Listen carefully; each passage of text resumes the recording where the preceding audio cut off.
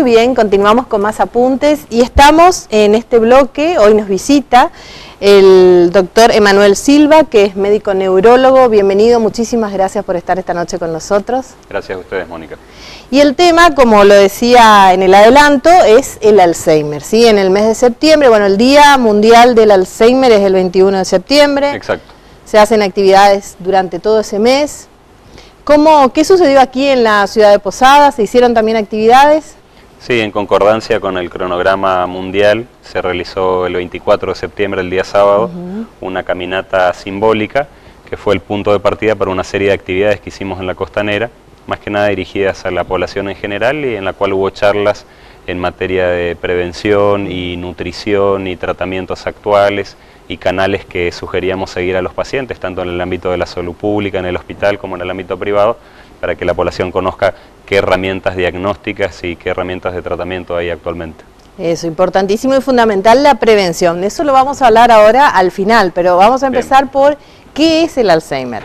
Bueno, el Alzheimer es una enfermedad neurológica que afecta al cerebro, particularmente afecta a las partes de adelante del cerebro, que son los lóbulos frontales y temporales, que evolutivamente son partes nuevas del cerebro que ha adquirido el hombre en los últimos pocos miles de años, o que ha desarrollado más, y que a lo que la gente más le importa es que son las partes del cerebro que más tienen que ver con todo eso que nos hace humanos, que son las características de afecto que tenemos, de comunicación, la capacidad de lectura, de escritura, de recordar, de traer recuerdos desde el pasado o cosas que nos pasaron hace algunos días, traerlos a la memoria presente, y en eso se basa la gran discapacidad que puede generar la enfermedad, y lo fea, por decirlo de una manera simple, que es en sus etapas avanzadas la enfermedad, ya que las personas con Alzheimer progresivamente van olvidándose mucho, cada vez más, van perdiendo posiblemente mucho lenguaje, como una característica muy importante y particular de la enfermedad, van teniendo muchos bloqueos, arrestos en el lenguaje y van dejando de hablar, y hay muchas alteraciones visoespaciales en las cuales el paciente se pierde, se desorienta, y deja de reconocer figuras o circuitos conocidos, y de esa manera se pierde cuando va al trabajo, se pierde cuando sale a la vía pública, deja de reconocer su casa como un lugar familiar, deja de reconocer rostros y seres queridos, y eso va progresando hasta un estado que es terminal en la enfermedad, y que suele ser lento y llevar décadas generalmente, pero que es variable y algunas veces es más agresivo y puede llevar menos tiempo. Ajá, claro, sabemos que es una enfermedad que como que tiene una sobrevida bastante de muchos años, claro, la familia entonces tiene que estar muy preparada para esto, ¿no? Para poder atender y para poder asumir. Eso es un punto clave, Mónica, ya que esta enfermedad característicamente afecta mucho al paciente, pero es posible que afecte al doble, al entorno familiar, al cuidador. Es muy común que las personas que asisten a enfermos de Alzheimer se enfermen psicológicamente, físicamente, porque el estrés que soportan, especialmente cuando hay mucho afecto de por medio, como pasa con la familia, suele ser a veces hasta devastador. Y en ese sentido, bueno, ese fue otro de los ejes de la charla y de la caminata del día 24. Debe saber la población de que hay recursos y hay formas de educar al cuidador para no convertirlo en un enfermo más, sino por lo menos para protegerlo lo máximo posible. Eso es importantísimo. De nada sirve tener un enfermo y ir sumándolos en la familia, obviamente. Claro, eso decíamos, cuidar el cuidador también, ¿no? Exacto. Importantísimo. Ese es el lema. Claro, cuidar el cuidador. ¿Desde qué año se reconoce al Alzheimer como una enfermedad? Más de 100 años. Fue un médico alemán, Alois Alzheimer, el que escribió a su primer paciente. El nombre no lo recuerdo, el apellido era Dieter. Y era una abuelita que a partir de sus 70 años desarrolló estos síntomas típicos, y esto gatilló el modelo análogo de enfermedad en otros pacientes y las sucesivas investigaciones que incluyeron hasta una marca registrada molecular y celular, ya que en el Alzheimer se deposita en forma tóxica un acúmulo de proteínas que son los ovillos neurofibrilares y la proteína tau hiperfosforilada, que se depositan adentro de algunas neuronas en los lóbulos temporales y frontales, y esto es lo que genera que esas células del cerebro se vayan muriendo, y eso va provocando los síntomas típicos de la enfermedad. ¿Se reconoce una causa? No, como muchas enfermedades degenerativas, si uno tuviera que dar una respuesta exacta, que en medicina no las hay, pero si yo tuviera que esforzarme para hacerlo, debería decirte que no. Pero sí, como todo en medicina, se sabe que el Alzheimer es multifactorial. Muchos de los orígenes y los gatillos de la enfermedad son desconocidos, pero muchos sí lo son. Se sabe obviamente que es una enfermedad dependiente de la edad, es extraordinariamente infrecuente antes de los 60 años, es muy poco común. Se sabe que no estrictamente es una enfermedad hereditaria genética, menos del 1% de los casos están relacionados a alteraciones genéticas, y cuando ocurren suelen ser a edades más precoces y suelen afectar a gran parte de la familia. Más precoces digo hacia la cuarta, quinta década de la vida, si es que es genética, la mayoría de las veces no lo son, y hay mucha relación con el perfil de riesgo cardio y cerebrovascular, es decir, todo lo que le haga mal a las arterias y todo lo que pueda provocar ACVs en el cerebro o infartos en el corazón. Esto quiere decir diabetes, tabaquismo, hipertensión arterial, estilos de vida estresados y sedentarios. Todas esas cosas aumentan el riesgo de padecer Alzheimer, especialmente si se unen a la edad y a las otras cuestiones que mencionábamos, ¿no? Por lo tanto, una buena recomendación es hacer una prevención precoz desde edades tempranas en cuanto a la actividad física, a la dieta de estilo mediterráneo, con muchos vegetales crudos, con carne de pescados de mar, tratando de evitar o disminuir la ingesta de carnes rojas, usando dosis bajitas de vino tinto, 100, 150 mililitros de vino tinto todos los días. Está recomendado eso, sí. Es recomendado consumir frutas secas, un puñado o dos de almendras o nueces unas 2 veces al día, ¿sí?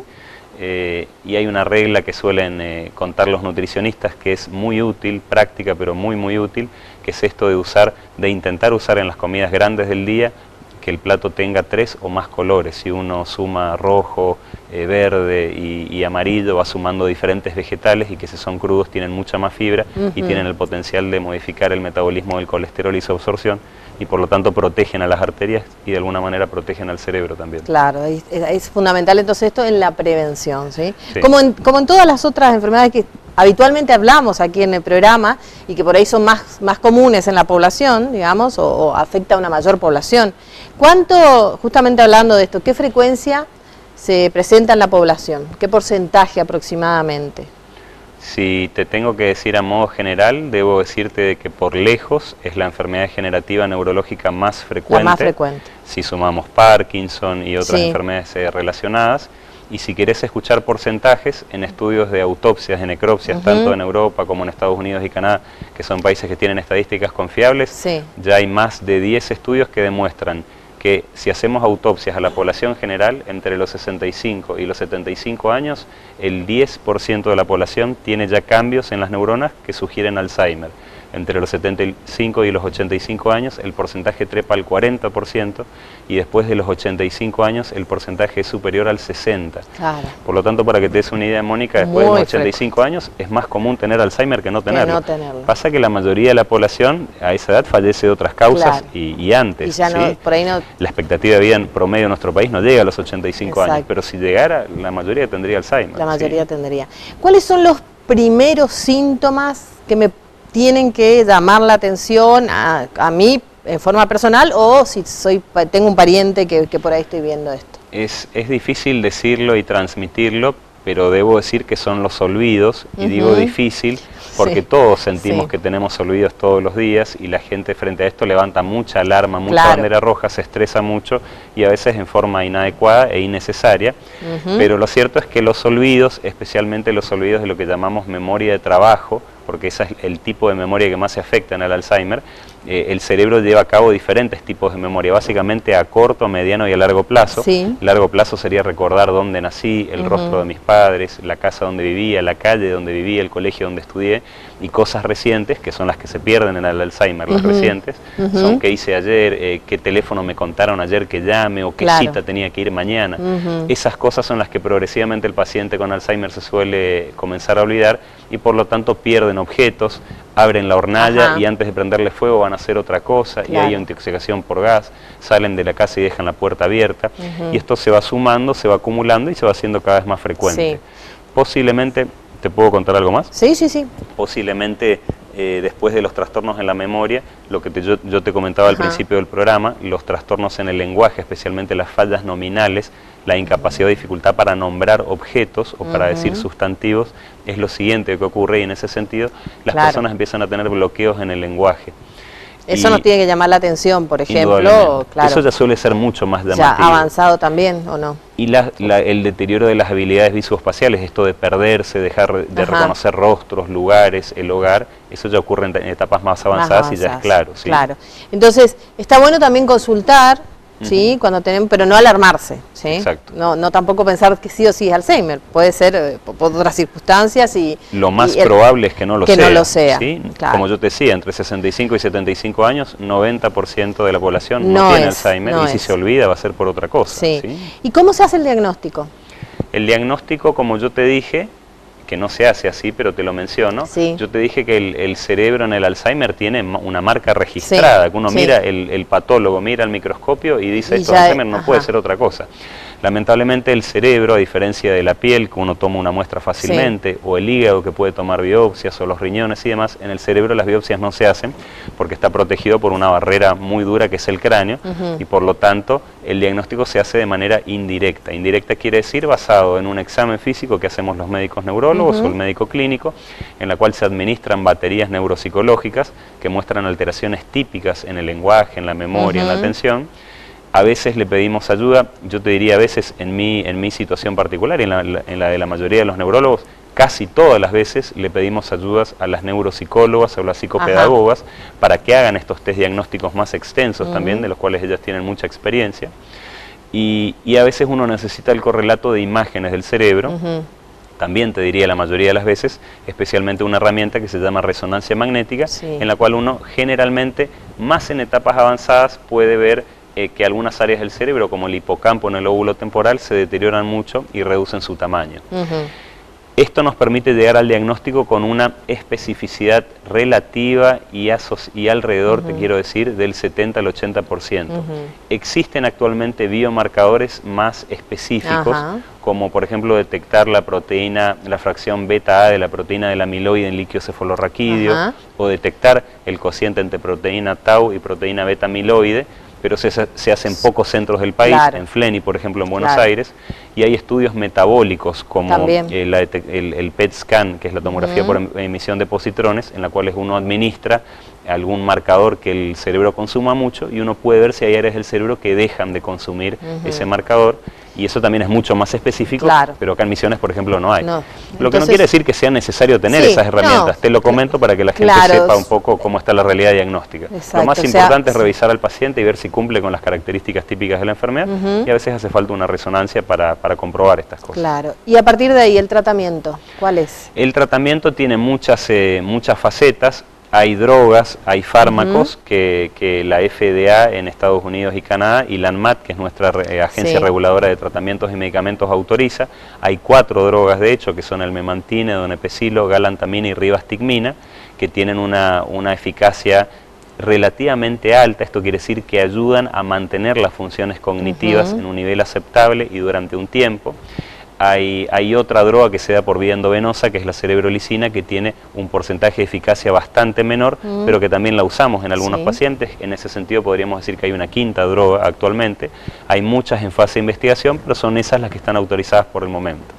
De todos momentos, y como te contaba fuera de cámara hace unos minutos, no es lo farmacológico lo mejor para el tratamiento del Alzheimer, sino que es lo no farmacológico. ¿Qué sería qué? Y lo no farmacológico incluye desde educar a la familia para que el acompañante esté entrenado a estimular al paciente y hacer estímulos cognitivos, intelectuales, que incluyen musicoterapia, terapias ocupacionales, juegos, y por sobre todas las cosas, que esto también lo hacen las psicopedagogas, las neuropsicólogas, lo que nosotros llamamos estimulación cognitiva, que son diferentes baterías de ejercicios que en sesiones iguales a las cuales uno va al gimnasio o las que uno va al kinesiólogo, la neuropsicóloga hace ejercicios de cognición que, hechos en forma programada, seriada y regular, estimulan al cerebro, porque eso es algo importante que la gente debería hacer.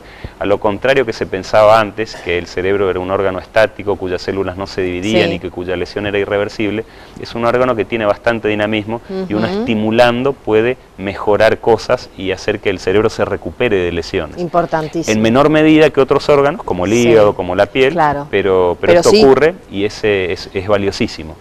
Y bueno, las medidas de prevención ya las hablamos, pero ¿cuáles serían? Te puedo decir una medida de prevención más que no mencioné en cuanto a la etiología, al origen de la enfermedad. Es muy importante recalcar que la enfermedad es mucho más frecuente en estratos socioculturales pobres y bajos. Es decir, dicho de otra manera, cuanto más estimulación cultural y cognitiva, cuanto más escolaridad tenga la persona, cuanto más lea, más socialice, más amigos tenga, más charle, más hable, más estimule al cerebro, por decirlo de una manera global, menos posibilidades de Alzheimer hay.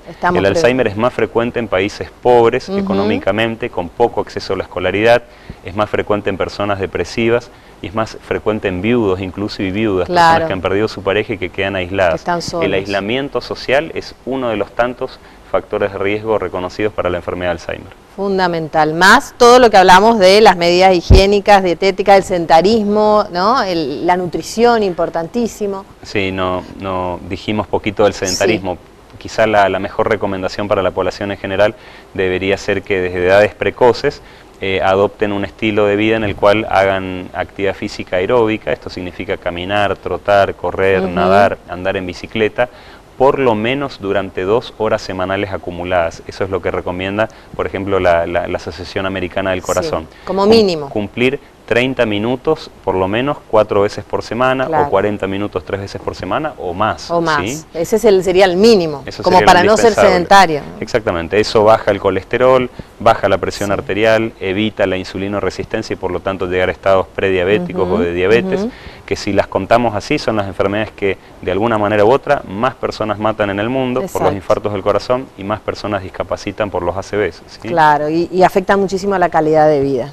Indudablemente. Excelente, muchísimas gracias, doctor, muy claro, que siempre después siguen llegando preguntas de la gente, así que es probable que lo volvamos a invitar, porque es un tema que hace tiempo nos venían pidiendo y bueno, aprovechamos este mes del Alzheimer.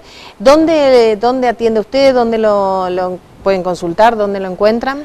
Atiendo en el Hospital Madariaga. En el Hospital Madariaga durante todas las mañanas hay un equipo de 4 neurólogos de lunes a viernes, ¿sí? Donde atendemos y guiamos a los pacientes con este tipo de enfermedades. ¿Salud pública? Y fuera de la práctica pública atiendo en Predigma, en un centro que queda por calle Félix de Azara entre Alvear y Belgrano. Bueno, doctor, muchísimas gracias. Gracias, un placer haber hablado con usted. Gracias a ustedes. Nos vamos a una pausa, ya volvemos.